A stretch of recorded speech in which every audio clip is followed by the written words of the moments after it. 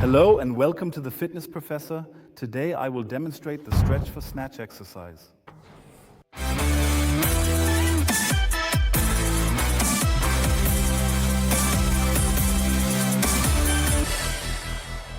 In German, snatch refers to the so-called snatch, which is a subcategory of weightlifting in the Olympic Games.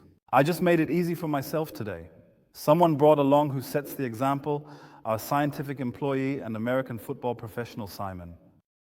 He will demonstrate that immediately. And the most frequent error I see in my students when they start snatching is a lack of mobility and a failure to prioritize proper form and technique. And that is once in the shoulder joint, frequently in the hip, and particularly in the ankle joint. And I'd like to demonstrate a straightforward workout where you can enhance everything collectively, in principle.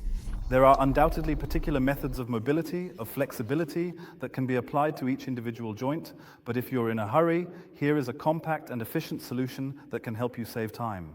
First, a brief explanation of the problem. Please take the bar overhead. If the shoulder girdle is now very immobile and at the same time the hips are not so mobile and the ankles, this is basically a causal chain, then it is so that if you go down, for example, during the overhead squat, the weight often shifts forward and therefore the weight is no longer centrally over the midfoot, but too far forward, and the attempt is actually doomed to fail. That means in any case we must enhance shoulder mobility in the backward direction. The mobility of the hip and the mobility of the ankle are actually interconnected with each other. If you go deep now, you can see with many people how their feet lift off, how their back becomes a bit round. Yes, he can't pretend to do it because he actually does it correctly. Exactly. And please come up again. Great. These are the main problems. That's why I'm going to show you an exercise now where you can make all these muscles more flexible. Please put the bar down again. And then turn around once. We are now doing what is commonly referred to as a table hold in gymnastics. So the arms come relatively wide on a bar. This is very good. Now you go into a stance that is hip width apart. So, and now gradually lower the upper body down. Maintain your legs as straight as possible. Back is straight. And here I can now stretch the shoulder chest muscles nicely by pressing down the chest to enhance shoulder mobility. At the same time, when I tilt the pelvis nicely here, I also stretch the hip muscles surrounding the pelvis and the posterior thigh muscles very nicely.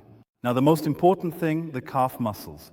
The ankle joint mobility is often not restricted during a squat, for example by the gastrocnemius, by the twin calf muscle, but rather by the soleus, the flat sole muscle. And if you now bend your knee clearly here and lead it forward, but still keep your heel on the ground then, and you can feel it when you try it, then you notice more of this deep sole muscle, which immediately improves flexibility. So always alternate here, lead the knees forward nicely, and then straighten again. You do this a few times, and afterwards the mobility is directly a bit better. Try it out, a good idea. As I mentioned, there are numerous ways to roam, but this is an extremely effective one.